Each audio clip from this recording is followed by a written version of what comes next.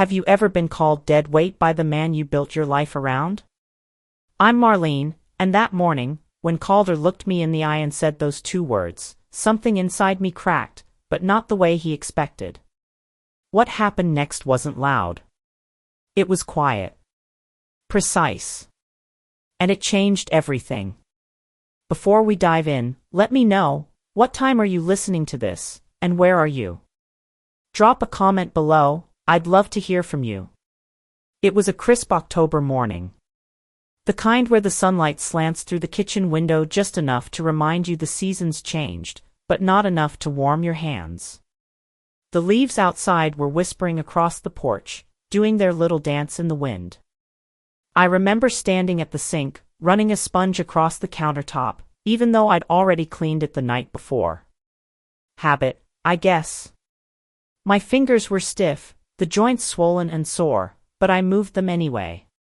That morning started just like every other had for years. Only this time, something shifted. And once it did, nothing ever shifted back. He was at the table, same spot as always, half hidden behind the local paper. Muttering about the electric bill, shaking his head like the numbers had personally betrayed him. I didn't say anything. I'd learned a long time ago that speaking too soon in the morning gave him something to snap at. Better to stay quiet, pour the coffee, keep the peace. But my hands, they failed me. I reached up to grab a cup from the shelf, one of the old ones, pale green, with the little chip near the handle that used to belong to my mother, and it slipped. Shattered right there on the linoleum floor. I froze, watching it break like something sacred. Before I could even lean down, he looked over his paper, let out this half sigh, half snort, and said, "Dead weight. That's all you are now." He didn't shout it. Didn't even flinch. He just folded the page like he was commenting on the weather, not peeling the skin off my chest. I didn't respond. Just stood there, still as the broken cup. My mouth went dry, but my mind, it wasn't quiet. It was loud with things I hadn't let myself think in years. Like the time he pulled my grocery list out of my hands and told me, "I'll take care of it. You'd only waste money on junk." Or how every Thanksgiving, I cooked for 12 hours while he told our friends, "She's real old-fashioned. Lives for this kind of stuff." Or the time I waited at the clinic for 2 hours because he'd forgotten he was supposed to pick me up. So many little things. They didn't feel little anymore. I just kept staring at the shards on the floor, like they might offer up some sort of answer. But the only answer I got was echoing in my head. Dead weight. That phrase, it cracked something in me that had held firm for decades. I thought I was building a home. Turns out, I'd been cushioning a throne. And not for me. Funny thing is, it wasn't the cruelty of his words that stunned me most. It was the ease. The reflex of it. Like he'd been waiting to say it. Like he believed it for a long time, and finally stopped pretending. He left the kitchen a few minutes later. Didn't even look back. Just shuffled off, coffee in hand, like the woman sweeping up pieces of her mother's cup wasn't worth another glance. I stayed on the floor longer than I needed to. Ran a finger along one of the broken edges until it nicked me. Not enough to bleed, but enough to remind me I was still there. Still real. And I asked myself, quietly, the way you do when you're not sure you want an honest answer, if I were to leave, would he even notice? Or would it feel like lifting a burden? Would he feel lighter? That was the morning I realized I was no longer trying to protect a marriage. I was maintaining an illusion. One I didn't even believe in anymore. I think we all tell ourselves stories to survive. For a long time, mine was simple: keep the house quiet. Keep dinner hot. Don't give him a reason. But that morning, standing in a pile of ceramic and silence, I knew something had ended. Not the marriage, at least not yet. But the story. The lie I'd lived by. And once you stop believing your own story, it gets a lot harder to keep acting in it. I swept up the mess, careful not to miss a single piece. Wiped down the floor, washed my hands, and poured myself another cup. Then I sat in the exact seat he'd just left, and stared out the same window. The world outside hadn't changed. But inside me, something had shifted for good. And I wasn't sure yet where that shift would take me. But I knew I was done pretending nothing was wrong. Done being what he called me. Dead weight. That's what he saw. But I was starting to see something else. Something I hadn't let myself see in a very long time. Something that looked a little like me. The day after the broken cup, Calder acted like nothing had happened. He sat in his recliner, same spot, remote in hand, flipping through cable news like it was any ordinary Thursday. Not once did he mention what he'd said. Not once did he glance at me differently. But I did. I watched him the way you watch a stranger who's been living in your house too long. I watched the way he scratched the side of his neck when he lied, the way he cleared his throat before saying something cold. These weren't new behaviors, I'd just stopped pretending they didn't bother me. It wasn't that he shouted or hit. Calder was too clever for that. His power was quieter. He made himself the center of every room and the gravity that kept me orbiting. He handled the bills. I didn't even know the login to our online banking. When I asked once, years ago, he chuckled like I'd asked where babies come from and said, "I've got it covered." He decided what car we bought, what insurance we switched to, when we replaced the furnace. He never asked what I thought. Just told me after the fact. "It's better this way," he'd say. "Less to worry your pretty little head about." And when he wasn't brushing me off, he was reminding me, always gently, how lucky I was. I pay for this house. This roof. Those groceries. Everything you touch. At the time, I thought maybe that was just his way. Grew up in a different era. Didn't know better. But now I wonder if that was just the story I told myself so I wouldn't have to face the truth. He didn't want a partner. He wanted a dependent. That morning, I needed to refill my blood pressure meds. Normally, I'd ask Calder to pick them up. He insisted on doing the errands, but I made an excuse and drove myself. The pharmacy was small, tucked next to a gas station and a dry cleaner. I used to know the girl behind the counter, but she'd gone off to college years ago. The new tech barely looked old enough to rent a car. As I waited, I noticed a woman standing a few feet away. Mid-50s, maybe. Short, smart haircut. Navy pantsuit. She was on the phone, quiet but firm, saying something about a client meeting. There was something familiar in her face, though it took me a moment to place it. When she hung up, she looked at me and smiled. "Marlene?" she asked, tilting her head. I nodded, blinking. "Yes." "Janice Holloway?"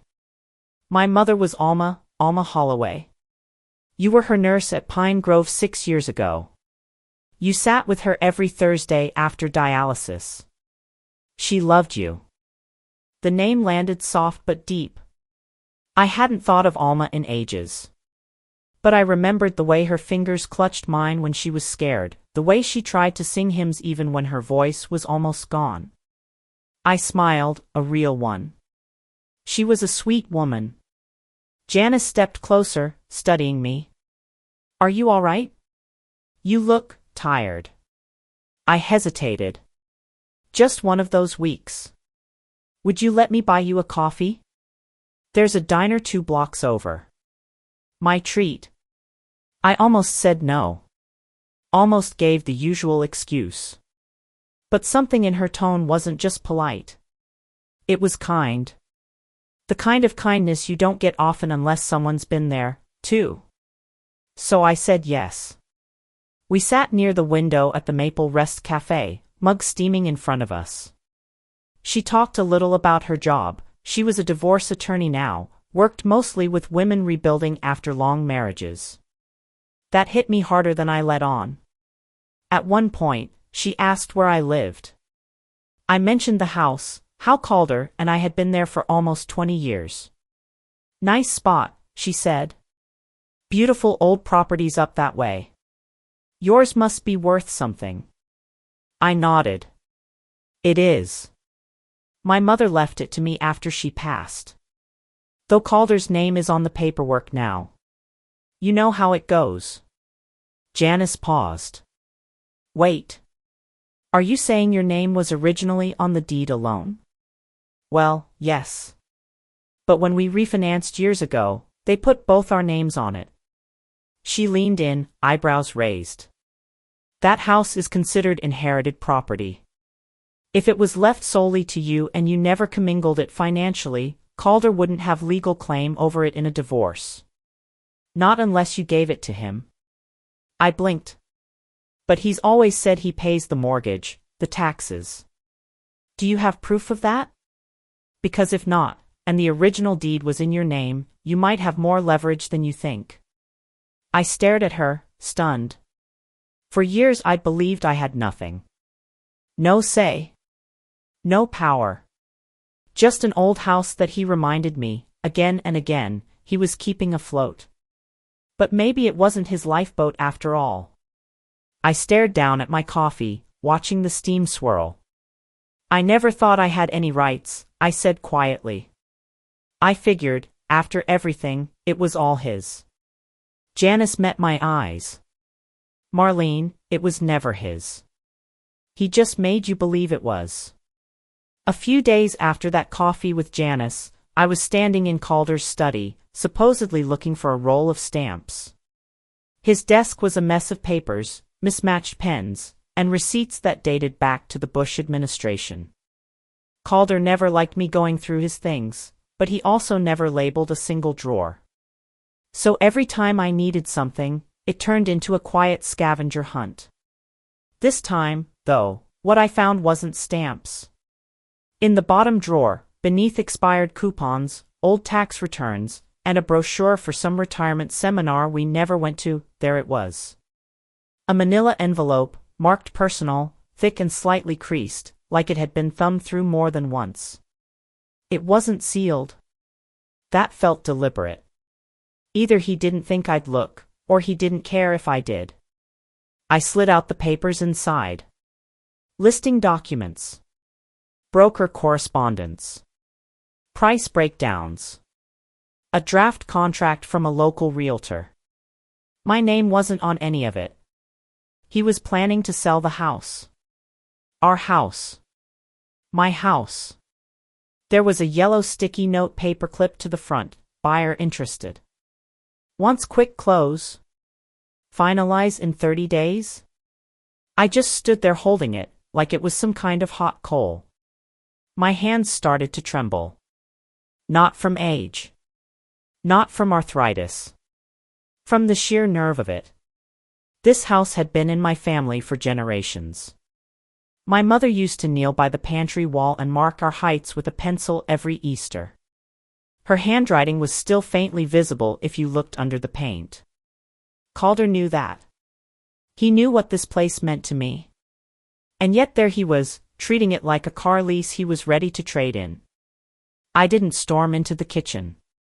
I walked. Slow. Measured. Like every step had weight to it. He was standing by the sink, eating leftover meatloaf straight from the container. Didn't even bother to warm it up. Planning to move somewhere warm? I asked. He looked over, blinked like I'd spoken in a different language. What? The house, I said. The buyer. The note. You were gonna sell it behind my back. He set the fork down. Wiped his mouth with the back of his hand. It's just a draft. I nodded, once. That house was my mother's. You were going to sell it like it was yours to give away. His eyes narrowed. I've been paying the taxes on that place for 20 years. Because you insisted. You told me to let you handle the finances. You said I didn't need to worry about money. He stood straighter. Exactly. Because you're not equipped for it, Marlene. You never were. There it was again. That tone. Like he was the adult in the room and I was just someone he had to manage. Something twisted behind my ribs, tight, hot. It wasn't rage, not exactly. It was something older. More tired. You can't sell something that doesn't belong to you. He laughed. Short. Bitter. Belong to me? You wouldn't have a thing in this world if it weren't for me. I bought your car. I pay your doctor. I fill the fridge. I stepped forward, calmer than I felt. That house was mine before I ever knew your name. I kept it standing, he snapped. I paid the mortgage. Fixed the roof. That place would have collapsed without me. I stared him down. And I kept everything else standing. The birthdays. The dinners. The holidays you disappeared into your whiskey. The nights I sat alone while you snored through your guilt. I was the glue. There was a flicker in his eyes. Not guilt. Not empathy. Just the first sign that maybe he'd miscalculated. That I was no longer the version of me he'd learned to expect. He jabbed a finger toward me. You think you've been carrying this marriage? You've been coasting off my back for 40 years. I didn't flinch. I didn't cry. Instead, I walked to the counter, held the envelope up where he could see it. You're wrong about me, I said. And you're wrong if you think I'm going to pretend I didn't find this. He didn't say a word. So I turned and walked out, past the living room, down the hallway, and into the den. That night, after the confrontation in the kitchen, I wandered the house like a ghost. The walls felt different, like they had heard everything too. Like they knew something had cracked wide open. Eventually, I found myself standing in front of the door to my mother's old bedroom. I hadn't stepped inside in years.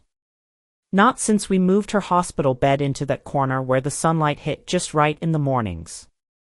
She used to call that light God's gentle nudge. The room smelled like lavender dusting powder and cedar. I didn't expect that. I thought time would have erased it. But somehow, the scent lingered, soft, persistent, like memory itself. The curtains were the same pale yellow ones she'd sewn herself, the stitching still uneven where her hands had started to shake. I sat on the edge of the bed, running my fingers along the quilt she'd made during her chemo treatments, patches from old church dresses, Dad's flannel shirts, my childhood apron. Every piece had a story. She used to say that stitching things together was how she kept from falling apart. At the foot of the bed was her cedar chest. Heavy. Untouched. Like a sleeping animal that no one dared disturb. But something in me, some small spark left behind by that coffee with Janice, made me kneel down and open it. Inside, time had folded itself neatly, her lace gloves wrapped in tissue paper, a pressed corsage from a wedding I'd barely remembered, a program from her baptism in 1958. And then, near the bottom, a letter. It was folded into thirds, edges yellowing. My name was scrawled across the front in the shaky handwriting she'd had in those final months.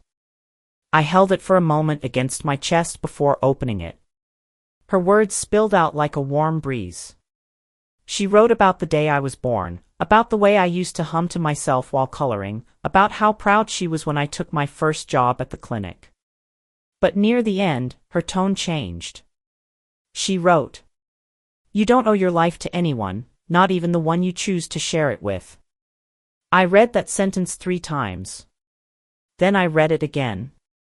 And still, it hit like a match dropped on dry grass. Maybe I'd read it before and buried it under years of compromise. Maybe I wasn't ready to hear it until now. But there it was, waiting for me. As if she'd known. I sat there on the floor as the daylight faded through the blinds, the letter soft in my lap. Then I rose, slow but steady, and walked to the phone. Janice picked up on the second ring. "I've made up my mind," I said. There was silence on her end. Then, calm and direct, "All right. We'll need to talk through next steps." She explained everything. The inheritance records, the legal path to reclaim full ownership. We'd need to show Calder never made direct contributions to the property, just financial maintenance, not equity. The case was strong. But it would be public. Messy. He'd fight. He might slander. I'd be standing up in court to say things I'd barely said aloud to myself. "You're sure?" she asked. "No," I said honestly. "But I'm ready." That night, I got into bed beside Calder like I had for the past 4 decades. He was already asleep, his body curled slightly, one hand under the pillow. His face looked soft in the dark. Gentle. The kind of face strangers always thought was kind. I stared at the ceiling, counting the seconds between his breaths. Steady. Unaware. This was the man who once held my hand in church. Who'd carved our initials into the oak tree out back before the kids were born. Who knew how I took my coffee and used to kiss the top of my head like it meant something. But he was also the man who told me I wasn't equipped to understand money. Who rolled his eyes when I spoke. Who made decisions in shadows and handed me silence as explanation. I turned toward him and whispered, 42 years. And you never once asked what I wanted. The words didn't wake him. He kept sleeping, mouth slightly open, like a child who'd never known consequence. But I felt something shift in me. Not rage. Not regret. Something quieter, heavier. Like I was finally closing a door that had been cracked open for too long, letting cold air in. I slipped out of bed, barefoot on the hardwood floor. The boards creaked, just a little, as I walked to the window. The moonlight spilled in, catching the edge of the letter I'd laid on the dresser. I didn't know exactly where I'd go, or what the next month would look like. But I knew this, I wasn't going to let him erase the last thing I still had of my mother, of myself. Not this time. I walked into Janice's office a little after 10, clutching my purse like it was a shield. Her place was tucked inside a converted Victorian house a few blocks from the courthouse. The paint was chipped in spots, but the green shutters still held their shape, and the porch had 2 rocking chairs that looked like they'd known secrets and storms. The kind of place where people go to say things they've held inside for too long. Janice met me at the door with a calm smile and a legal pad already in her hand. Her blazer was navy, her hair pulled back into something neat but unfussy. She looked like someone who'd heard a lot, judged little, and still showed up every morning with the lights on. "You sure you're ready?" she asked. I swallowed, then nodded. I didn't come this far to sit back down. She led me into her office. It smelled like lemon polish and printer ink. Shelves lined the walls, law books crammed beside family photos, a child's crayon drawing pinned up above the coffee machine. On her desk was a mug that read, "I survive on caffeine and client miracles." I sat across from her and tried to still my hands in my lap. They were shaking, just a little.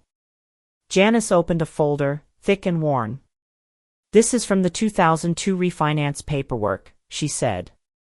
"You remember that year?" I gave a half laugh. That was the year Calder canceled Christmas lights because the power bill was too high but bought a power washer for emergencies. She smiled, but didn't take the bait for a joke. She tapped a page inside the folder. "This right here is what matters. Back then, the bank advised you two to sign a survivorship agreement. Standard clause. If one of you passed away, the property would automatically go to the other." I squinted at the paper. His signature was there, bold and slanted. A little arrogant, even on the page. So what does that mean for me now? It means this document still holds weight, especially since the property was originally yours through inheritance. He never revoked it. That makes our case stronger. If we file for a quiet title action and show proof that he hasn't financially contributed to the value of the house, beyond routine bills, we can argue for full legal ownership. I didn't say anything. I just stared at the page. At the familiar loops of his name. The same signature on birthday cards and tax forms and grocery receipts. He probably signed this and forgot all about it, I said. Most people do, she replied. But that doesn't make it any less binding. I let that settle. Let the truth stretch out between us like sunlight through blinds. You know, I said quietly, he used to say I didn't need to worry about the paperwork. That he'd handle all the big stuff. Janice raised an eyebrow. And now he's surprised you found your voice. I gave a dry chuckle. Maybe he never thought I had one. I looked out her window. A maple tree stood just outside, its leaves going gold at the edges. Fall was arriving slow and certain. There was something comforting in that rhythm, the way seasons changed without asking permission. My mother used to say, I murmured, that people show you who they are when they think you can't do anything about it. She sounds like she was wise. She was tired, I said. But she was right. I looked back at the document. At the space between us and everything it implied. He doesn't love me, I said. He uses me. I was just a safe bet. I think maybe I always was. Janice didn't flinch. She just nodded, like she'd heard this before, like she knew the shape of this pain. He didn't count on you waking up, she said. I folded my hands tighter. It's not revenge I want. It's space. Space to exist without apologizing for it. And now you can take it. The words felt bigger than the room. I pictured Calder at the kitchen table, buttering toast like nothing had changed. I pictured him reading the newspaper, ignoring the parts of me that had gone quiet out of exhaustion. I pictured the way he'd frown when I spoke too long, or sigh if I asked about bank accounts. I pictured all the times I smiled through it. I didn't want to smile through it anymore. Okay, I said. So if we move forward, he loses the house? She nodded. He'll yell. He'll call it betrayal. But legally, yes. This gives us solid ground. I stood, slowly. My knees cracked. I didn't mind. Then let's do it. Janice offered a small, firm smile. You're stronger than you think. I'm just done pretending I'm not. I walked out of her office with the autumn wind at my back. For the first time in years, I wasn't afraid of what Calder would say. I packed slowly, quietly, in the late hours of the night when the house was still. Calder had gone to bed early, as usual, flipping off the light with a muttered complaint about his back and falling asleep before I even made it to the bathroom. I didn't take much. A suitcase with clothes, a few framed photos I'd hidden in the back of the closet, my mother's recipe box, and the letter she'd written me all those years ago. I left behind the dishes, the linens, the antique clock Calder claimed was his even though it had belonged to my grandfather. Let him have the stuff. I was taking what mattered. I didn't wake him. I didn't say goodbye. I left a white envelope on the kitchen table with a copy of the title papers and a note, handwritten in ink that shook just slightly. This house used to be a home. But it stopped being one the day I had to beg for space in it. Then I locked the door behind me and drove to my daughter's place across town. The sun was just starting to rise by the time I pulled into her driveway. I sat in the car for a minute, taking a breath. My hands were trembling, but my chest felt lighter. I hadn't felt that in years. It didn't take long before Calder found the envelope. Maybe an hour. Maybe less. He called just after 7. I didn't answer. The phone rang again. Then again. Eventually, I turned it off.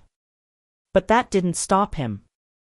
He started texting, one message after another, each more furious than the last. You think you can do this to me? You'll be sorry. You're ruining my reputation, Marlene. Then came the voicemail. Do you have any idea what people will say? You think they'll believe your version? You think they'll side with a bitter old woman who's lived off me for decades?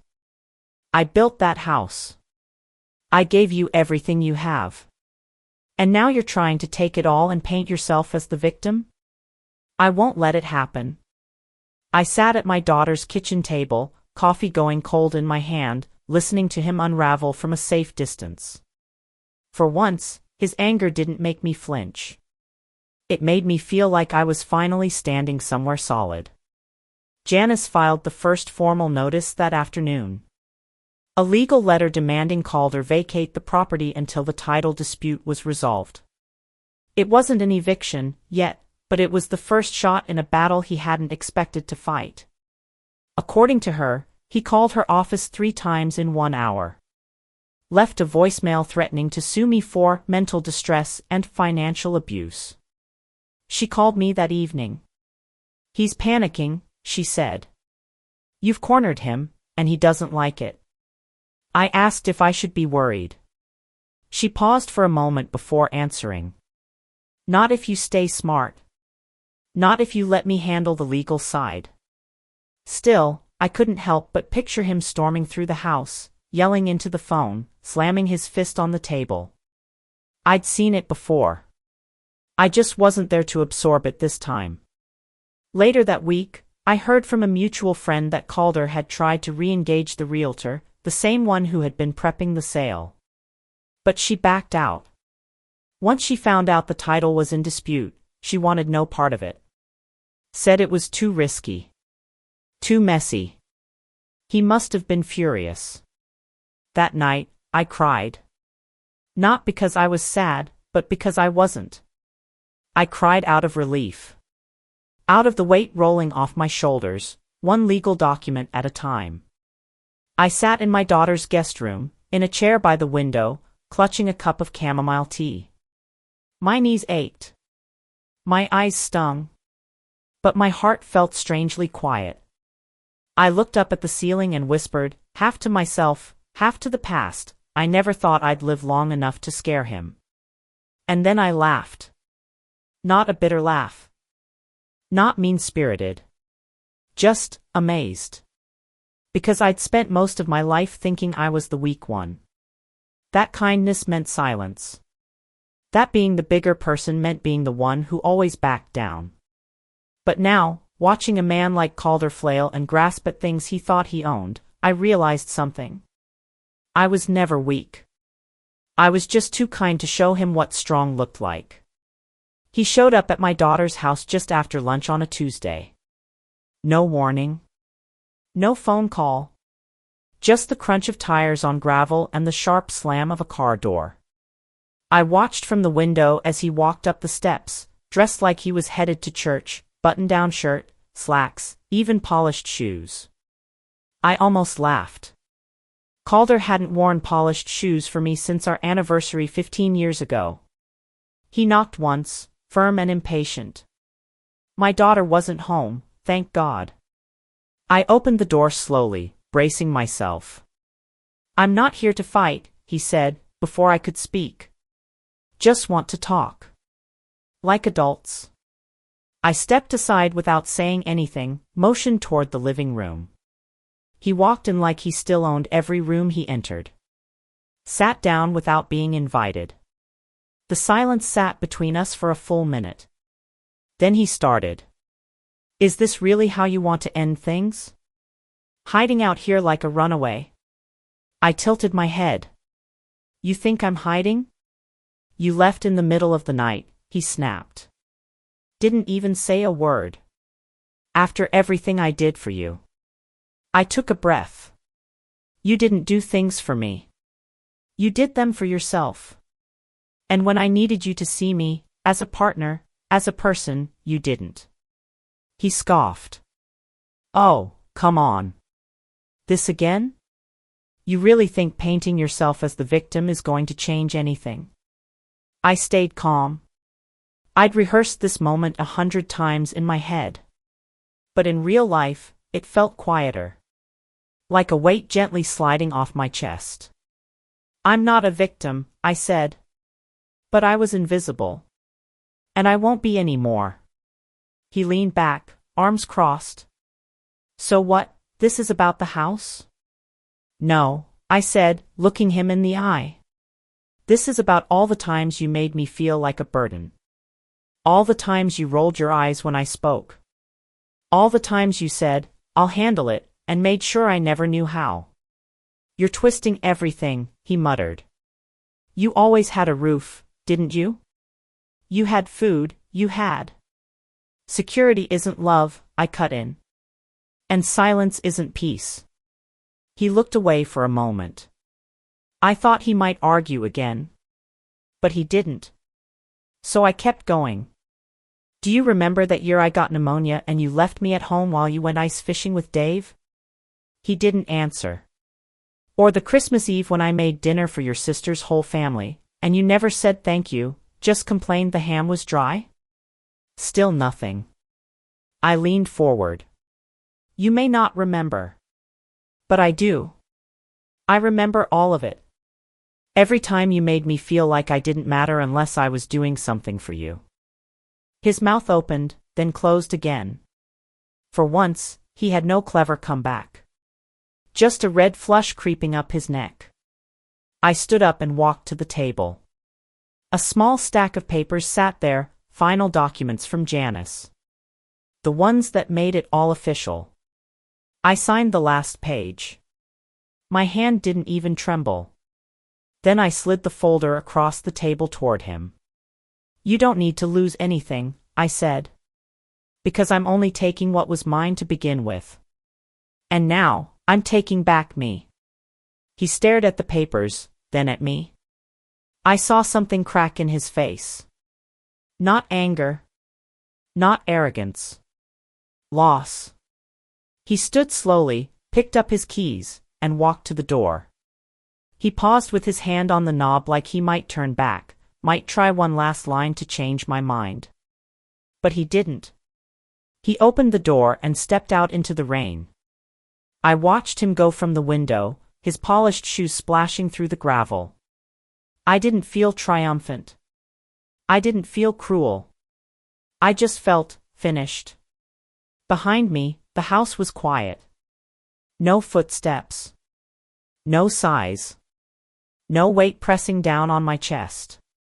Outside, the rain fell soft and steady, washing the driveway clean.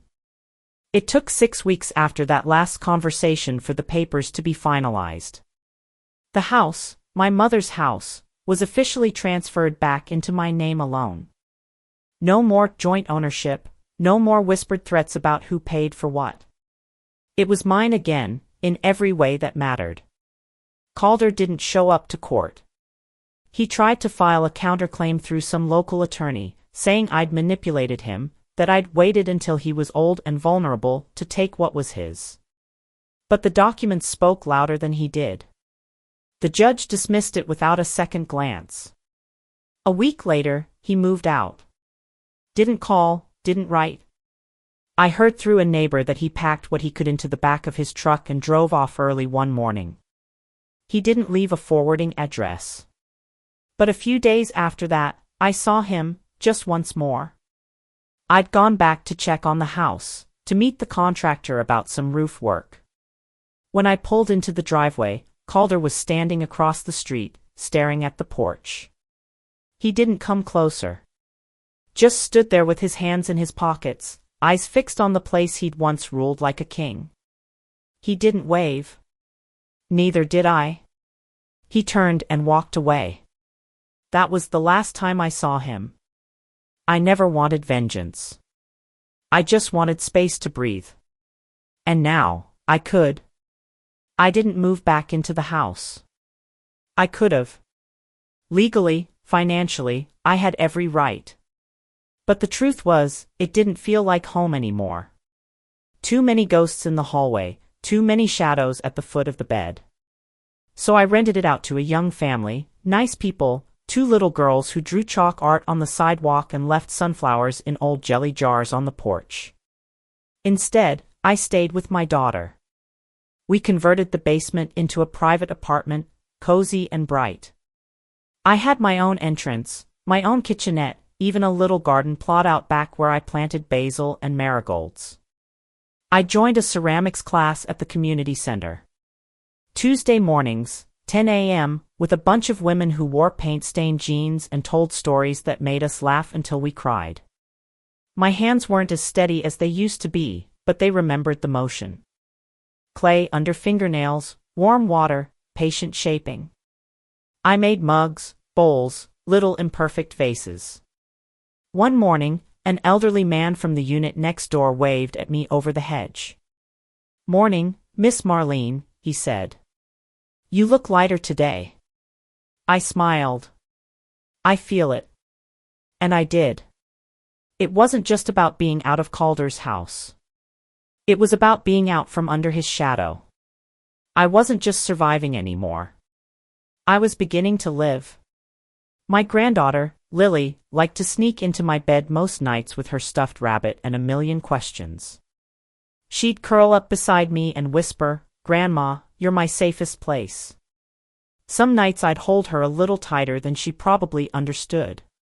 Because I'd spent decades trying to be a safe place for people who never once gave me the same in return.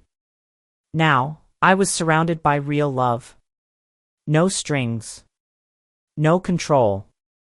Just warm little arms around my waist and the soft hum of a family that didn't demand I shrink to fit.